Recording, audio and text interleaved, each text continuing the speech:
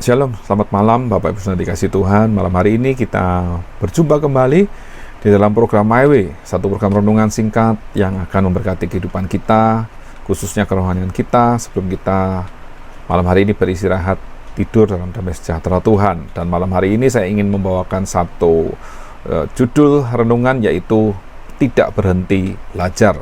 Dan ayat firman Tuhan yang mendasari judul firman Tuhan malam hari ini adalah di dalam Amsal 1 ayat 5.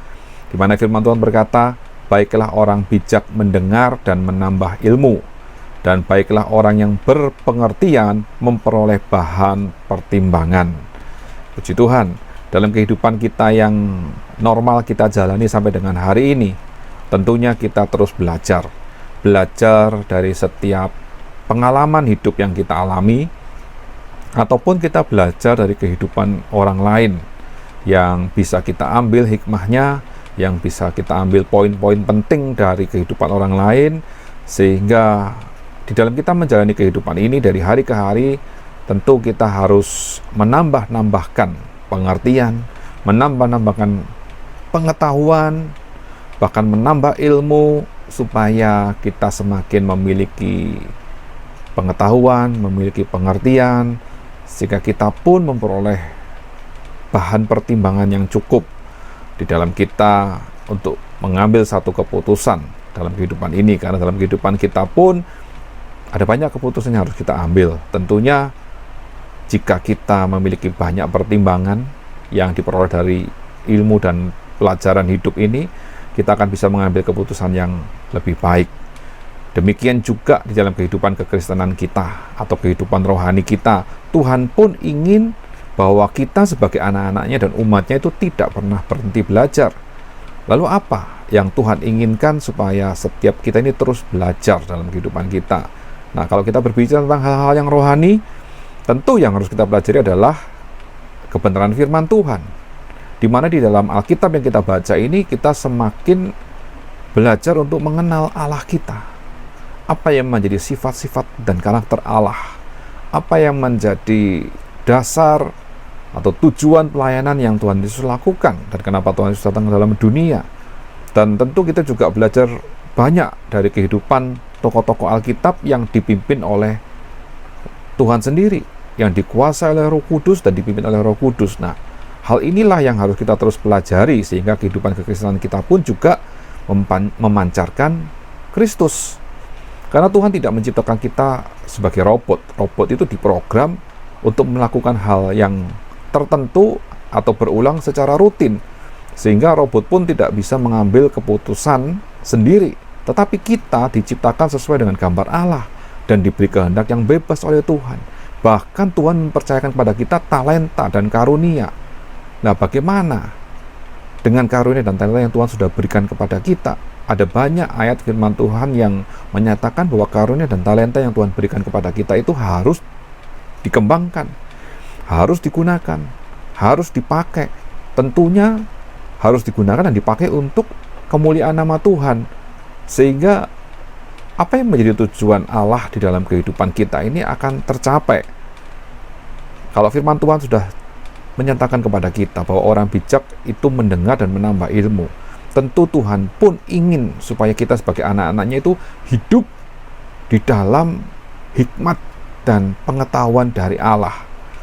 Karena orang bijak itu bukan orang yang malas, statis, apatis, atau yang diam saja, yang tidak ingin maju. Tetapi orang bijak adalah orang yang ingin terus memperbesar kapasitas dan pengetahuannya dengan menambah ilmu.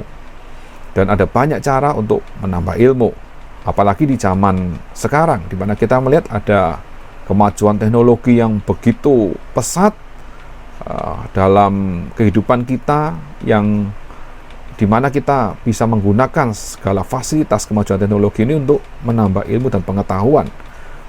Dan firman Tuhan dalam Amsal 1 ayat 7, firman Tuhan berkata, takut akan Tuhan adalah permulaan pengetahuan, tetapi orang bodoh menghina hikmat dan didikan. Kita sebagai anak-anak Tuhan, tentu kita takut akan Tuhan. Nah, saat kita sudah takut akan Tuhan, maka itulah permulaan pengetahuan. Karena yang bisa memberi hikmat, menambahkan pengetahuan adalah dari Tuhan sendiri. Apapun itu, Jika kita belajar dengan sungguh-sungguh untuk terus menambah pengetahuan dan pengertian kita, maka Tuhan akan juga memberikan hikmatnya, pengetahuannya kepada kita, sehingga kita pun tidak pernah berhenti belajar. Terus belajar dalam hidup ini.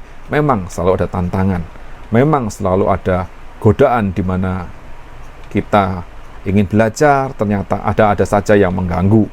Misalnya di kota besar, kehidupan yang sungguh padat, melakukan segala aktivitas, tentu kelelahan dalam bekerja, keletihan dalam menghadapi kemacetan lalu lintas, waktu yang terbuang dengan banyak, nah itu menghabiskan energi, sehingga mungkin kelelahan pun bisa menjadi salah satu faktor yang membuat kita berhenti belajar.